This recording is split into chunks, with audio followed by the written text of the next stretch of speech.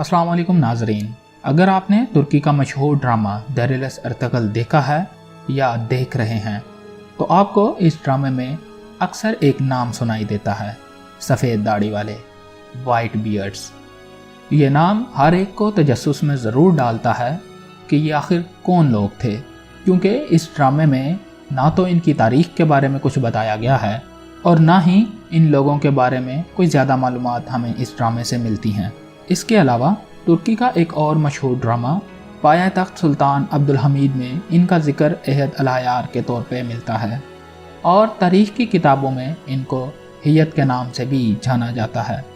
तो आज की वीडियो में हम जानेंगे कि आखिर ये सफ़ेद दाढ़ी वाले लोग कौन लोग थे, इनका बानी कौन था और ये कैसे वजूद में आए, इनका मकसद क्या था और सल्तनत उस्मानिया को खड़ी करने में इनका क्या किरदार था। तो उससे पहले अगर आपने हमारे इस चैनल को सब्सक्राइब नहीं किया तो आपसे गुजारिश है कि हमारे इस चैनल को सब्सक्राइब करें और अगर आपको ये इन्फॉर्मेशन अच्छी लगे तो अपने दोस्तों के साथ ज़रूर शेयर करें। तो चलिए शुरू करते हैं वीडियो को। सफ़ेद दाढ़ी वाले असल में तुर्कों की एक खुफिया तंजीम थी जिसका मकसद दुनिया में इस्लामी सल्तनत कायम करना, इस्लाम का झंडा बुलंद करना और नबी अकरम हज़रत मोहम्मद सल्लल्लाहु अलैहि वसल्लम के फ़रमान पर अमल करना था। वो फरमान कुछ यूँ है, तुम कुस्तुनतुनिया ज़रूर फ़तह करोगे, उसका अमीर बेहतरीन अमीर होगा और उसको फ़तह करने वाला लश्कर बेहतरीन लश्कर होगा। और अगर मैं इसको दुनिया की पहली खुफिया तंजीम कहूँ तो शायद मैं गलत नहीं हूँ। नाजरीन, इस तंजीम का आगाज़ तुर्कों के एक अजीम शख्स दीदे कुरकुत से होता है, जिनको तारीख़ में एक्सेकल के नाम से भी जाना जाता है, यानी सफ़ेद दाढ़ी वाले बुज़ुर्ग, वाइट बियर्ड्स। दीदे कुरकुत नहायत ही ज़हीन और दूरअंदेश बुज़ुर्ग थे जो तुर्कों के जिरकों के मामलात अपनी दूरअंदेशी और जहानत की वजह से हल कर दिया करते थे। और यही वजह है कि बाद में दीदे कुरकुत का नाम एक्सेकल पड़ गया। तुर्की में लफ्ज़ एक्सेकल का मतलब है सफ़ेद दाढ़ी वाला या एक मुअज़्ज़िज़ बुज़ुर्ग, और एक्सेकल्स यानी कि सफ़ेद दाढ़ी वाले ये वो लोग थे जो अपनी दूरअंदेशी और अपनी जहानत की वजह से तुर्कों के मामलात को बड़ी आसानी से हल कर दिया करते थे। और तुर्कों में इन लोगों को एक नहायत मुअज़्ज़िज़ लोगों की तरह जाना जाता था। 13वीं सदी के एक मशहूर मौर्रिख़ रशीदुद्दीन हमदानी ने तारीख़ की किताबों में लिखा है कि दीदे कुरकुत एक हकीकी शख्स था जो कि 295 साल तक ज़िंदा रहा। और एक अगोज़ हुक्मरान अनैलसे यकूए ख़ान ने दीदे कुरकुत को हज़रत मोहम्मद सल्लल्लाहु अलैहि वसल्लम की खिदमत में एक सफ़ीर बनाकर भेजा और वहाँ उन्होंने हज़रत मोहम्मद सल्लल्लाहु अलैहि वसल्लम की सीरत से मुतासिर होकर इस्लाम कबूल कर लिया। और वहीं उसने आप सल्लल्लाहु अलैहि वसल्लम का वो फरमान सुना जिसमें आप सल्लल्लाहु अलैहि वसल्लम ने तुर्कों को कुस्तुनतुनिया फ़तह करने की खुशखबरी सुनाई। वो फरमान कुछ यूँ है, तुम कुस्तुनतुनिया ज़रूर फ़तह करोगे, उसका अमीर बेहतरीन अमीर होगा और उसको फ़तह करने वाला लश्कर बेहतरीन लश्कर होगा।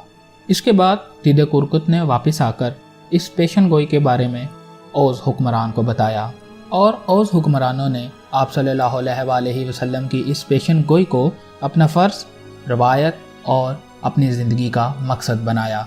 और इसी सिलसिले में अगोज़ हुक्मरान अपने बेहतरीन सिपाहियों का इंतखाब करते और उनको सफ़ेद दाढ़ी वाले बुज़ुर्गों के पास भेज देते। और इसी तरह सफ़ेद दाढ़ी वाले बुज़ुर्ग उन लोगों को उनकी सलाहियतों के मुताबिक खुफिया काम सौंपते और उनको जासूस बनाकर दुश्मनों और मुख्तलिफ़ इलाक़ों में भेज देते। पहले इस तंजीम का नाम सफ़ेद दाढ़ी वाले की बजाय बोरोबुदुन था, जिसकी बुनियाद एक ओज़ हुक्मरान ने रखी।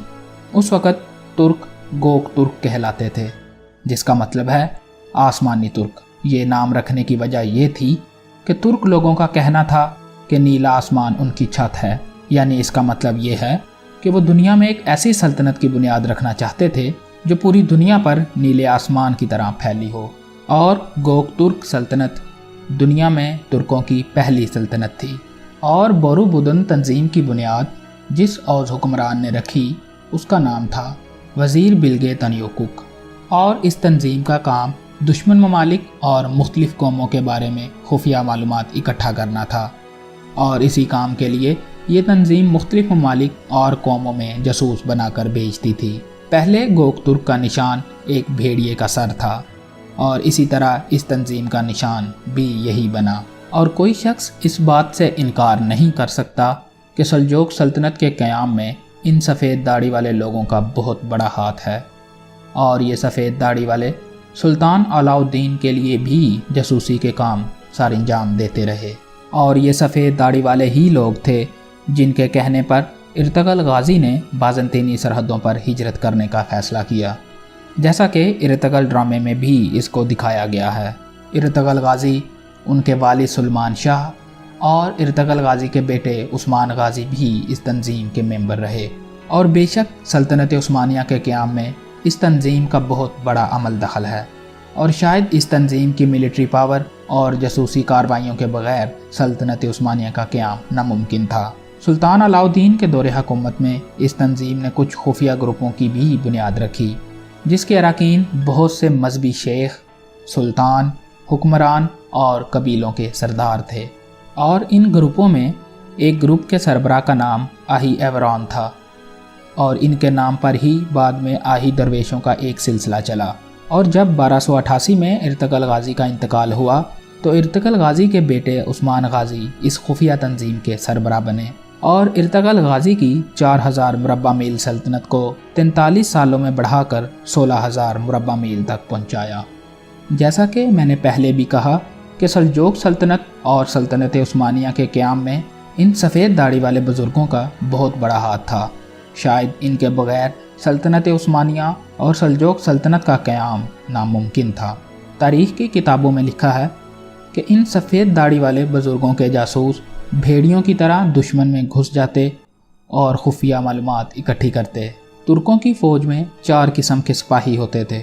پہلے جنگجو، جن کو اکینجی کے نام سے جانا جاتا تھا، ان کا کام ہر جنگ میں دستہ اول میں لڑنا اور ثابت قدم رہنا تھا۔ اور دوسرے وہ جو جنگوں کی حکمت عملی ترتیب دیتے، ان کو ڈیرلر کہا جاتا تھا۔ اور تیسرے وہ سپاہی تھے جو احکامات پر عمل کرتے، اور چوتھے وہ جاسوس جو خفیہ معلومات اکٹھی کرتے تھے۔ اب آپ کے ذہن میں یہ سوال ضرور پیدا ہوتا ہوگا کہ یہ سفید داڑھی والے بزرگ کیا آج بھی موجود ہیں؟ کیا ان کا قیام آج بھی اس دنیا میں ہے؟